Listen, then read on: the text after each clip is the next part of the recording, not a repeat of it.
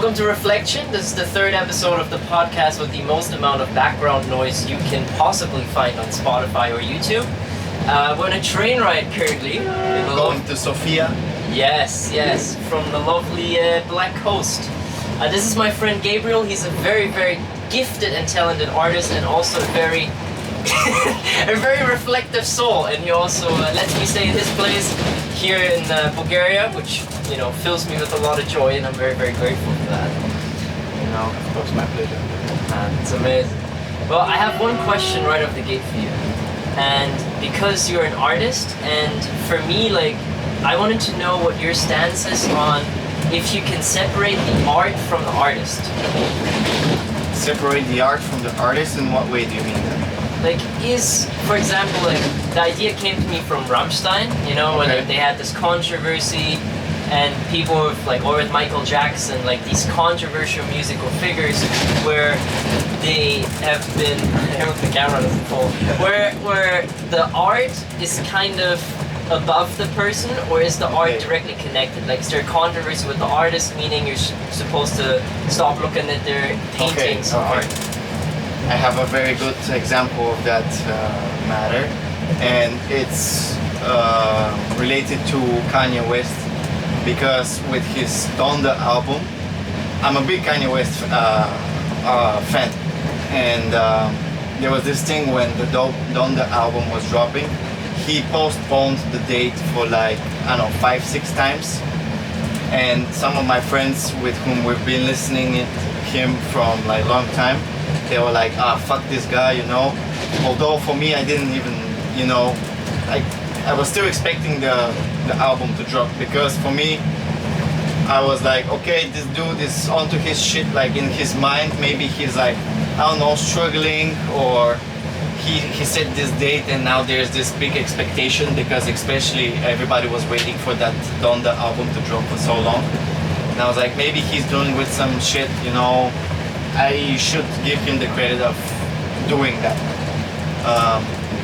So that's why I don't think, for me personally, something would be that grave to separate the artist from the artwork, because even if I hate someone, I can still in a way enjoy his music, which is a bit weird on a moral stand, because then you're like you hate this dude or this girl, but you still like them in a way, or what they've made. But then this also somehow fucks with me, he could have made this artwork for a certain period before hating him, or before creating this mess around his name that would make me personally dislike him. So I don't know. It's interesting. That's a good point, bringing time into this. Exactly. It kind of matters in a way. So would it be a different thing of listening to old Kanye West albums, so to speak, before he was also kind of in this controversy, whereas a newer one, is there really a difference in that? I think so, because if something comes after the controversy, then you might be a little bit affected of it, in my opinion. For example, let's say what happens with Travis Scott concert, where people have died because they were stepping over each other. I think afterwards I wasn't, not that I always liked Travis, I liked his previous albums, Stargazing? No, Astroworld. Yeah. Astroworld? I think so. Yeah, where the song Stargazing is. Yeah. So Astroworld, I liked it. I liked a lot of the songs there. But after this thing with the concert happened, I was like, weird. So, not that I loved him, but knowing that was loving him or liking him less. So I wasn't really expecting his next album, or when I see a song with his name featuring, I'll be like, so maybe there's something. But that doesn't mean that I still don't I don't love the Astroworld anymore. same like with Kanye, because I vibe with so many of his songs and albums before this controversy, that for me it would be difficult to put something between that attachment to this album or particular song that I've listened to more than, I don't know, 200 times. So I think it's very important, like what happens when was the artwork creating in comparison to that thing that has happened. What do you think? It's a really good point. I want to first of all say that it's crazy that you pointed to the song Stargazing. Okay. Because of the podcast. Yeah. We were just talking about this earlier. Actually, I had a podcast in the works like about a year ago, and I really wanted him to be the guest on that podcast. First guest. Which ironically is the case now, a year later, in person rather than over Zoom, which is amazing. So look at the universe working out. Yeah. And the title of that was Stargazing. So for you to like say exactly that song was also again pretty crazy. Maybe, yeah, whatever. Everything's connected. Everything's connected, yeah. It is. And but I like your point with time. What I also find interesting in that is how much our ideas really are own. Like when it comes to music, when it comes to making paintings or artworks or even like videos, video editing, everything is art. Everything, yeah, exactly. And where does that idea come from? Are we really just receivers and there's just ideas all around, and the ideas kind of work like parasites where they choose the best host to like, you know, seed their ideas in and let them develop and grow? And I always wonder, is an artist a big artist because they have a bigger ability to transfer the seed that the idea's been given us to manifest them into reality? So like a better host.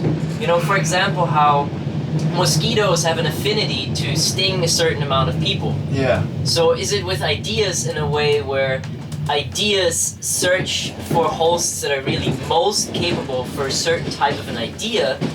And how would that then interlink with the artist and the artistry? If the idea is necessarily something perhaps bigger than the artists themselves, yeah. I find that question interesting, and especially what you're saying, like this proposition of the mosquito, like the analogy, because like when I create art, most of the times I don't really think what I'm making. I'm just, sometimes even, you know, it happens that 3 hours have passed without me realizing that I've been on the computer for 3 hours creating this artwork. And then after the artwork is done, I'm like, you know, then it starts speaking to me, even though I was the one that was creating it. So I haven't put my idea inside it to understand it in the first place, and I start to understand it only after it's complete and when I observe it. So in that sense, I feel like sometimes someone's using my body when I'm in this flow state to create this artwork. And this is interesting when you think about like all the greatest innovations, because for example, if we take the creation of the first plane ever, there were different people trying to create the plane, right? But only one succeeded.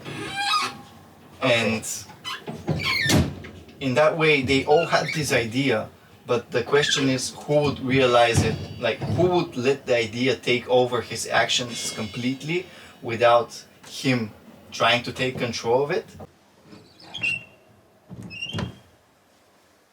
Okay, we're back.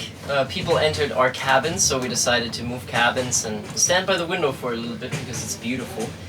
I have a question for you because I really love. Damn! I really loved the conversation we had, and something that stuck was that when you create an artwork, after you're done, the artwork kind of speaks to you, and you feel this transparent state when you created it.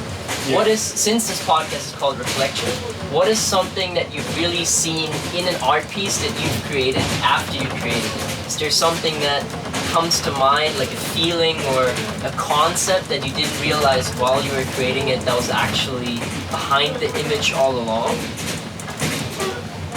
I am afraid that you have to repeat that question because I wasn't really paying attention.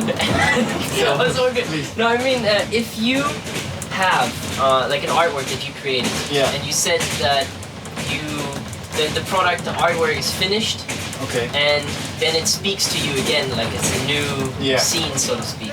Is there like a reflection that came up that you realized the artwork was meant to represent all along? Like maybe an emotion that came up for you, or maybe a philosophical concept or something like it? Yeah, it just like, even when you asked the question, first time I came up with this artwork that I made while I was in Spain 2 years ago. It's literally blue sky with two eyes underneath an umbrella and tears coming out of the eyes. So this concept means, like, represents the idea of, you know, keeping the umbrella for saving ourselves from the rain, protecting ourselves from getting wet, and the tears representing, although like with the rain meaning representing like the outside threat, the outside thing that might put you in danger, no matter whether it's physically, emotionally. And the meaning of the tears is like, okay, we always try to like build these castles around us, but what if there is like a tiny particle within us, this Trojan horse that is actually eating us from the inside? So we always trying to protect ourselves from the outside world, but then nobody's really paying that much attention to the inside, and oftentimes this is what's actually dangerous. Because if everybody was being more mindful of their inner threats and of their inner emotions and dangers, I think the outer threats and dangers would have been reduced to a bare minimum. Wow, I really like that. Because it's true, I think most of the things that really hurt us, like, I forgot who said it, it doesn't really matter, but especially if ideas just, you know, aren't from an individual but rather around. But if you decide how much you let something affect you, right? I mean, something happens to you and either you're going to cry about it or you're going to say, how am I going to learn from this? Exactly. And these different perspectives that you can have with these outside circumstances, it's the inner Trojan horse. I like that. Inner Trojan horse, yeah. That's a good way to describe it. That can really just sneak in there, you know, you don't see it, but you just get this blindside hit of this is how you're going to feel. Yeah. Wow. And we often disregard it. And I think this is what leads to major conflicts, because once you allow this worm to get inside of you, and once you provide it with the food to grow, then the next time something comes, you're going to act on it with way bigger reaction than usual. And that's how wars happen. Damn. In a way, though, it's also that, like, the corruptive thought in the system, right? Exactly. That Trojan horse within a government, a system that kind of speaks, oh, no, we don't like these people because of this, and this reason. I think a lot of those things can come back to certainties and assumptions we make. It's that mindset of we know everything, or we know so much, when in reality we don't know anything. Exactly. And I feel like that mindset of like, oh, I know what this is, like, rather than actually looking on it like for like an inner Trojan horse, looking at it for what it is, what it represents, rather saying, oh, I know what's inside, or I know why it's there, and having this mindset going in is kind of like that mindset of the preaching of be the eternal student, you know, rather than just act like you know it all, because if you do, you don't. You don't, yeah. Yeah. Because it's a shapeshifter, this Trojan horse. Like, sometimes it might come to your inner thoughts in one way, one form, so you recognize it, you know, you worked upon it, you know how to defend yourself against it, you know it. But then what if something different happens with it? What if it shifts its shape and comes in another form that you're not prepared for? Do you know it then? Like, are you prepared? Like, or it's just then taking you to another slippery slope where you're going to fall, break your neck or teeth. Yeah, I think it's also that whole idea of being cocky, like especially if you have, because we have these repeating patterns, you know, especially in relationships or something like that. We have these reoccurring themes that we're confronted with. I feel like unless we really take it as a lesson and see it and move on to like the next pattern, the next circle to go in. But it's difficult to break that circle. It's like with habits too. Habits are so automatic, you know? Yeah. Like grabbing on the phone when you're in the toilet or whatever, you know? There's so many habits that are just reinforced. It's about this conscious effort to break this habit, to move to another habit, because, you know, another circle to kind of go with. Yeah. Funny thing, I have this habit since childhood of like touching my ear. I just always like even when I'm with people that don't really know me, like just you know, it's weird, but I've been doing it since a child, and I don't really like. I'm thinking sometimes, okay, now I'm going to like be mindful of what I'm doing and try to stop it. But I guess it's not really that important to me to stop doing it, so it's been with me for my entire life, basically. And it's interesting because I feel like the longer one of those cycles is running, the more difficult it is to break it. Yeah. I feel it with like, I chew my nails, it's also a bad habit. And I've also been doing it since childhood, you know? And it's this, I don't want to do it.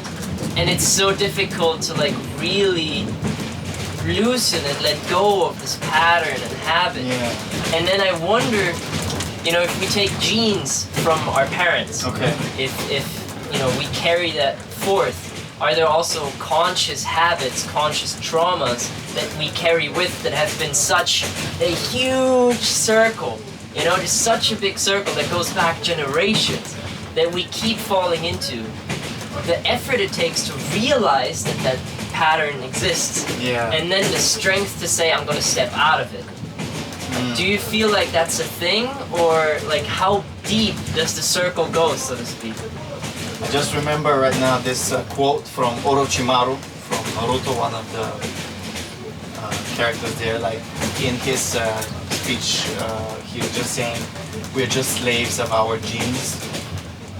And I think that this, to a big part, is like that because it predetermines the way you would interact in a particular situation.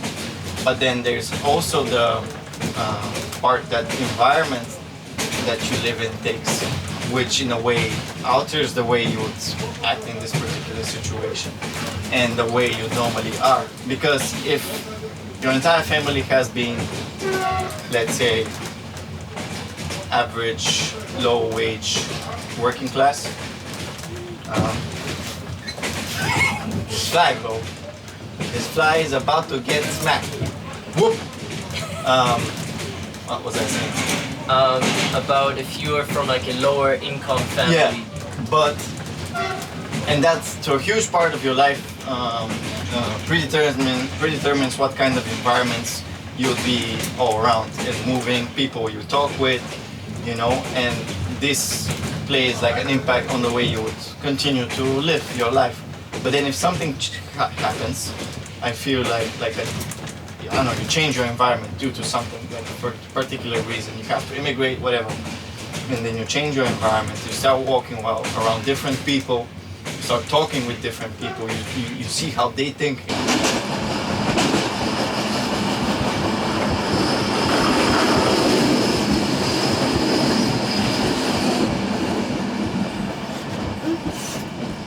Okay, third take, because the camera ran out of battery, but all in flow, and all is how it's supposed to be. Now, we stopped when you said that, you know, your fate is still in your own hands. Like, even if the genes determine certain things, like your environment, you can grow through that, you know, as without, so within, of course, but there's still something that can influence that, because I feel like that change kind of starts within and expresses itself outward. Although we're shaped by the outside world, we can define, I guess, how we fit into that shape. to me, it always, like in my personal experience, it has always been the outside world that makes that influence on an inner level, that makes me want to have this change for myself. Like, I want to learn, do that, you know, go somewhere else, you know, change my behavior, you know. But I have to experience it first, make some assumptions based on that experience, and then start to think of the change that I want for myself. Nice. And for the environment that I used to be before. I noticed this on a big level when I moved to the Netherlands, coming from Bulgaria, and just living there for a certain period was like so. It was a huge step for me because I saw how differently people think there, how they act and communicate and everything, you know. And that's what also made me realize the world is not that small. There's way more to it than this, and I want to be part of this rather than this old environment, that small pond that I was in. I want to be the sea and the ocean, you know. And that's why I think, for me personally, like it can be the other way around, of course, starting from within, noticing the change firstly inside and then outside. But then I think depends how much the outside had an impact on you already. So it's a tricky one. It's kind of like what was there first, the chicken or the egg? Exactly. Because the impulse, like even for you to go away from Bulgaria to go to the Netherlands, was due to your environment, but also that internal spark that actually made you go change that environment. Yeah. Because that the impulse comes first before you make the change. Could be actually, yeah. But I really, it's a tricky one. It is like the chicken on the egg. It's the chicken and the egg. Yeah. But it's clear that both influence another. Like Yeah. You can be in paradise and feel like shit. And Exactly. you can be in a puddle of dirt and feel great. Exactly. It's the both sides of a coin. Like it's all the same thing, but two different perspectives, I guess. It's like if it lands in the middle, you know, you flip exactly. it up and like that's the balance. That's kind of what you want. Yeah. Yeah. Oh, that's really profound. I feel it's also such a good way to reflect upon making that step, because we met in the Netherlands. We're both from different countries. He's Bulgarian, I'm German, and so Germany. Bulgaria, and so we met in the Netherlands, and I feel like it's really something if you move away from your culture and you get to know a bunch of different customs. Yeah. Here in Bulgaria, in the Bulgarian train, the toilet goes straight to the train tracks, you know, and it's the subtle things, or even Cyrillic, which is everywhere here. It's just a language that I can't really read, and the customs are different. And I found so inspiring too. In Bulgaria, people seem generally more happy with having like maybe less financial stabilities like Germany would have. You know, and I find that really inspiring. It goes to show again that it's internal. You can feel happy, you can feel gratitude, you can be friendly to one another, even if things may externally be not so great, whatever that means, because it's different than if you do economically well, but everyone is depressed, you know, it's And really it's also the Balkans, so here. The Balkans? The Balkans, yeah. Well, the way the Balkans are basically way different than Western Europe, and that's why I think it's another spice in the recipe of happiness. Yeah, Just being in the Balkans. some sit in it, you know, some white cheese in it. White cheese, rakia, dances. Yeah, all of them. Yeah. And beautiful nature. I mean, this is stunning. It is. Like we're now, like I wish you guys could see that, but we're surrounded by this mountain range, and we've been traveling in between it like for the entire journey so far. And everywhere you turn, it's like this picturesque landscape that is just Stunning. I love kind of making this podcast in a train ride, and even having the stops in between, because the train ride has stops. Yeah, exactly. You know, and life, even though it's kind of cheesy to say, but life is kind of a train ride. Like you sit there, you get in, that's your birth, and then your destination is death. You know, you have people coming into your cabin, you have people going out, people coming in. That's a out. very nice analogy, by the way. Yeah, I really it like is. it. It is. I wasn't the one that came up with it, but I don't know where I saw it first. But it's Don't say that. yeah, it doesn't matter. Yeah, it doesn't where do matter. ideas come from? Yeah, huh? exactly. But and it's still such a beautiful one because it really feels that way of you know, our cosmic train going through and Yeah. people stepping in and out and having this podcast in so many different settings and light settings and scenarios why we stopped is such a beautiful way to conclude it. And It's a nice metaphor, this episode. Yes, it's the train ride of life. Yeah, exactly. That's the title, the train ride of life. Okay, amazing. All right, we got it. Yeah, so one last question. What would you say would be something where you really reflected and came to a conclusion for yourself? Like, no matter what external situation, so to speak, what is a life lesson that you learned through the experiences in your life?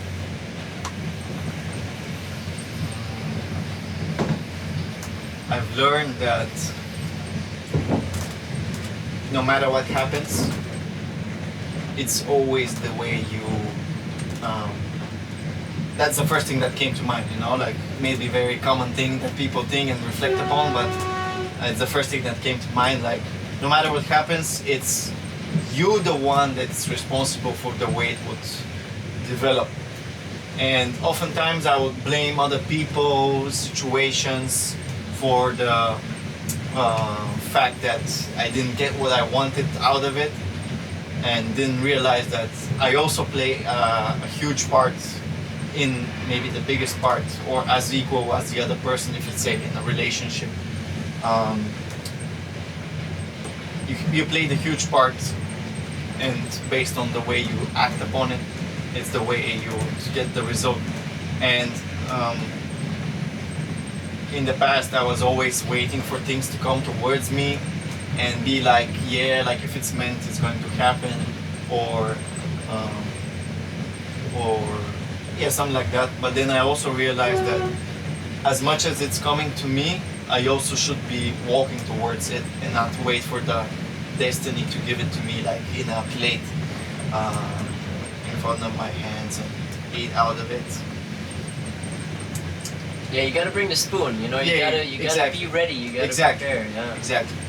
And I think really important thing that I reflected upon is to be able to visualize what you want and then feel if you really want it, because sometimes we want things that we don't really want, and those things come from influencers on YouTube or on social media, and sometimes we're like getting everything that we think that we want, and once we get it, we're like, so what now?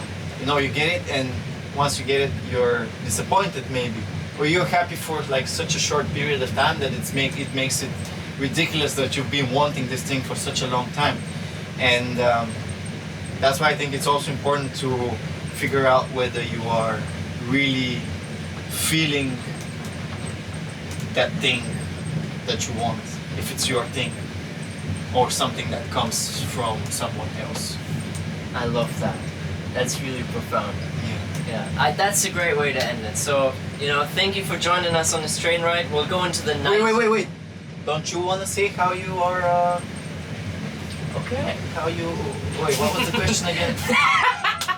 I think, Yeah, you were just moment- like, a moment of reflection, I guess. Yeah. What was the biggest reflection that you came across? Well, I guess what you shared, kind of like the first thing that comes to my mind now is the aspect of really going for something for maybe even the wrong reasons. You know, especially blowing up a little bit on TikTok. I think there was a period of time where I got really obsessed with numbers. Okay. Where I was focused on the growth, the video needs to be hitting, the video needs to get so many views, and I realized it's not about that. It's about the inner work of creating an artwork or creating a piece of video that perhaps enlightens a few people. Yeah. And for a long time I was really obsessed with the numbers that I disrupted. I let the ego and the toxicness of that thought kind of put a weird layer of blackish substance on top of the art rather than appreciating it for what it was. And that was also like a year-long process where now in this podcast especially, I just let it flow. I want to let it flow. Yeah, and I don't care how many people watch this. Like if a lot of people watch this, great. You know, and if there's someone out there that looks at this and goes, hey, you know what, I like this conversation, and inspire you to go within, to reflect and to look at the world from a more open sense, then I've achieved my mission. Yeah. And it's about that rain effect, you know, you never know what good your actions, your words can do for another unless you do them. And that's my goal with this, and I feel like that was one of my biggest reflections. That is a great way to close the podcast. All right, well now you have it. Thank you so much for joining us on this train ride. Keep reflecting, and as within, so without, as above, so below. You know it, or you know whatever way, chicken and egg. You know Chicken and the egg, yeah. Yeah, we'll enjoy train ride still because it's getting nighttime now. Still some hours to Sofia. Yeah, I think 2 hours. Yeah, but it's nice to know that there's still some time before you arrive at your destination, right? So keep wishing for a great day, and I hope you still will. Stay well. Much love. Woo!